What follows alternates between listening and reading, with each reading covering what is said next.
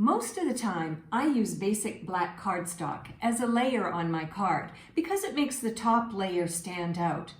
But did you know that basic black cardstock can be a standout on its own? Today's the day to try the chalkboard technique. It only takes minutes and it results in a bright and colorful card. Are you ready to learn how? Hey fellow crafters, I'm Terry and I'm nuts about stamping. I love sharing techniques and project ideas for paper crafting, rubber stamping, and scrapbooking with you each week. Be sure to hit that red subscribe button and the bell beside it so that you'll be the first to be notified when my next video goes live. Now, let's get started on today's project. For my chalkboard card technique, I'm going to use the Painted Poppies bundle, which is the Painted Poppies stamp set and the Painted Labels dies. Now, when you're going to try this technique at home, and I certainly hope you will, you want to choose a stamp set that is a line art, not a solid image, and you'll see why. Also, be sure to watch all the way through to the end of this video because I'm going to share bonus tips and ideas along the way. So I have my Painted Poppies image that I'm going to use along with a leaf image, which is also a line art image. And as I said, we're going to use basic black for this technique. I'm also going to use Versamark ink because I'm going to be embossing the images that I'm going to stamp on the basic black cardstock. So for my layout, what I'm going to do is ink up the poppy and stamp it down, and then I'm going to ink a leaf and stamp it right beside.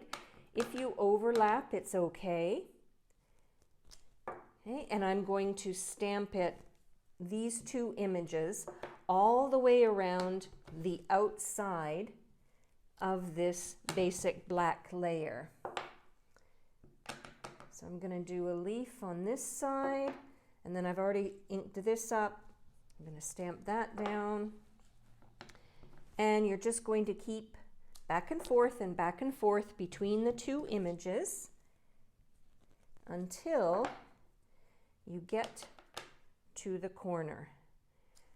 Now, you can't really see it on the video, but you will in a minute because I'm going to bring in my white embossing powder, and then I have this little tray to catch any leftover powder bits and to be able to tap my powder off and not have it on my table.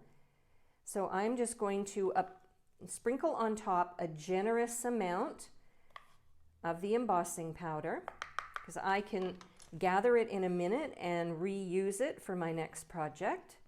And then what I'm going to do is have a look. Just going to flick off the remaining, and yeah, I'm pretty happy with how that looks.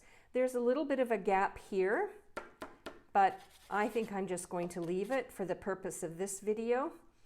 You are going to use what you want at home, and then what you're going to do is you're going to heat emboss it.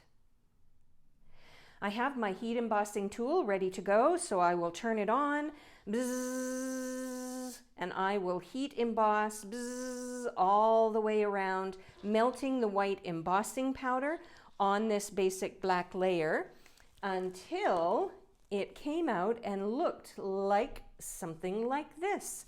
And now we're ready for the next step, which is to really make these images stand out on this layer.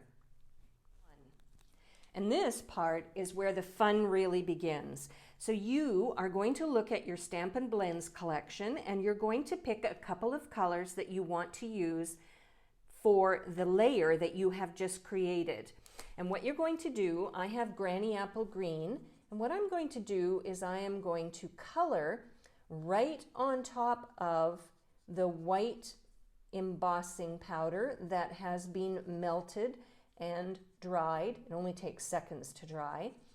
And I'm going to use my Granny Apple Green all the way around this card for the leaves.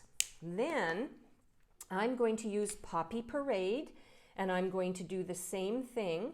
I'm going to color right on top of the embossed lines for the poppy using the Poppy Parade color. So what I will do is I will color all the way around the outside of this card, all of the images that I have stamped and embossed, and then I'll be back and I'll show you a really fun idea to finish off this card. There we go. I have finished coloring the images all around the outside of the card, and it's ready for the next step. If you love learning new techniques, try this one on how to use our new blending brushes. What I'm going to do is bring in my multi-purpose liquid glue, and I'm going to add glue to the back of my chalkboard layer, and I'm going to adhere it to a layer of Whisper White that's just slightly larger than the basic black layer. And then what I'm going to do is layer this onto Poppy Parade as my card base. So again, I'll use my multi-purpose liquid glue, flip it over, and add it to the front. And now I think it's ready for a phrase and maybe a few embellishments. So for my phrase, I decided to use my Darling Donkeys stamp set. This stamp set is free with a $50 order in the US or a €60 order in the European region. And I love this Hey There Friend stamp. So what I did was I stamped it, and then I punched it out with my 1-inch punch.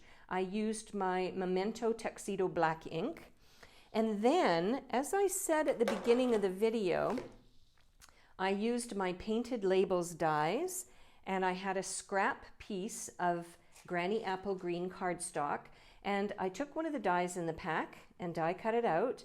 And what I want to do is, I want to add my phrase as a layer to the front of my card.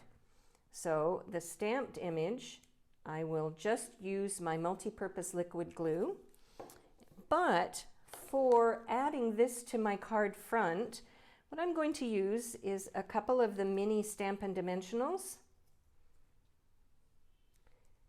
I'll add one there, and I'll add another one there. Peel off the backing. If you ever have a hard time peeling off the backing of our Stampin' Dimensionals, use your fingernail and push hard in the center, and it lifts up the outside, and you can add it to the front of your card like so. And it gives it a little bit of lift and a little bit of dimension. And then, of course, it's time to look at your embellishments and see what you have hanging around. I did have this ribbon, which was from a former catalog. It was our fall mini catalog, and I thought it would be really fun to add a bow, but I'm not sure. What I'm going to do is look through my embellishment stash and see what I might like to add that won't take away from the chalkboard technique, but might add a touch of bling or just maybe a final touch of interest. Do you want more insider tips and ideas to take your card making to the next level? Well then, I invite you to subscribe to my free newsletters. I'll link to them below so that you can sign up for them today. And I have a quick question for you. Think of the line art stamp sets you have at home. Which one will you try with this technique? Tell me in the comments below, because I'm always looking for new stamp sets to add to my collection. If you would like a complete listing of the supplies that I used and the measurements for the layers, head on over to my blog, www.nutsaboutstamping.com. I'm Terry. I'm nuts about stamping. I hope you'll try the chalkboard technique one day soon. Bye for now.